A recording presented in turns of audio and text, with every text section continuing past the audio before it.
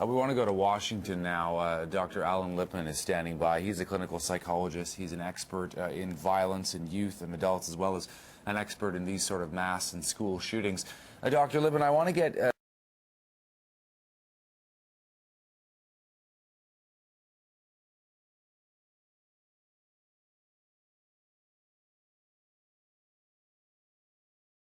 your reaction. What went through your mind? I mean, we began hearing about this story sort of mid-late morning. It's happened around 9:40 Eastern, but it started to come out, 10:30, 11, 11:30. What went through your mind?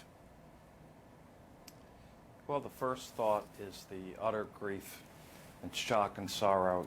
I've been all over the world on these stories since these started in Jonesboro and Paducah and, of course, Columbine, Virginia Tech. But I'm from Connecticut. I know that area. And of all the states and all the countries that I've been in, it's never struck my home state. And so to know that town, to know its streets and roads, to know Sandy Hook Elementary, I think is an added dimension. And yet, I truly feel this could be anywhere, and the death of these children affects and takes something from every one of us. There's no question about that. It's quite a, if I dare to say, sad expertise you have, because you're an expert in mass shootings. And given what's happened today, but also earlier this week, there was that shooting at a shopping mall on Tuesday. 2 people were killed, and then the shooter killed himself. What makes someone commit these kinds of violence in such public places and in front of children?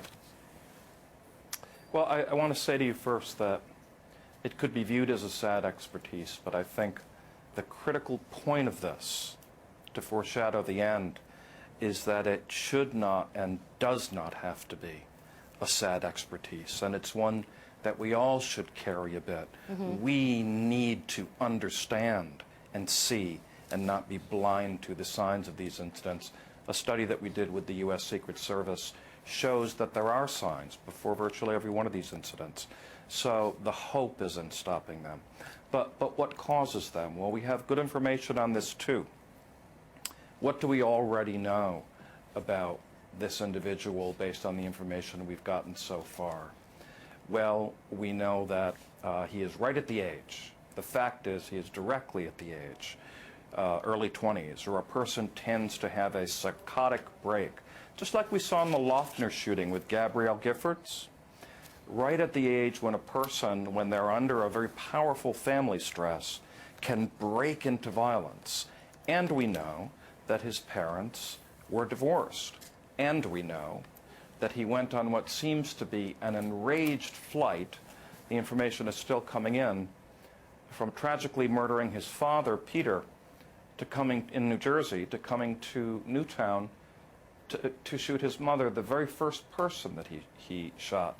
Imagine what it takes, the loss of contact with reality, to shoot your own parents and then to kill those children. So what we see here is a burst into insanity under the power of a very, very terrible stress that causes a person to become vengeful and violent and homicidal and suicidal. And this is what we saw with Cho at Virginia Tech, this kind of psychotic paranoia. And this is what we saw with Loeffner and the shooting of Gabrielle Giffords. This is what we saw in Aurora with the Batman shootings. And I suspect, though the information is still coming in, and we always want to be careful, that that is what we will see here, and that the information to stop it was probably before our eyes. We need to look for the signs of mental illness. We can teach them to people. They are there. Right. Dr. Lipman, thank you very much for your time today. We appreciate your perspective on this. I'm happy to provide it, and the best to all of you.